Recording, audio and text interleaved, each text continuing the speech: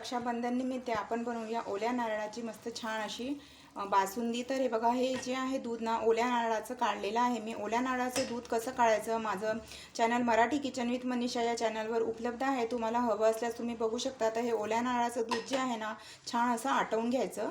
तर हे बघा, दूध छान आटल्यानंतर यामध्ये आपण टाकूया थोडंसं मिल्क पावडर आणि त्यानंतर टाकूया थोडीशी साखर आणि हे बघा ड्रायफ्रूट्सचं पावडर आहे, वेलची पूड सुद्धा यामध्ये टाकलेली आहे। आता छान मिक्स करून घ्यायचं आणि आणखी थोडा वेळ 5 ते 6 मिनिटं हे छान असं आटवून घ्यायचं। हे बघा, मस्त अशी पौष्टिक ओल्या नारळाच्या दुधाची पौष्टिक अशी झटपट बासुंदी इथे तयार झालेली आहे। चला तर मग आता आपण सर्व करूया।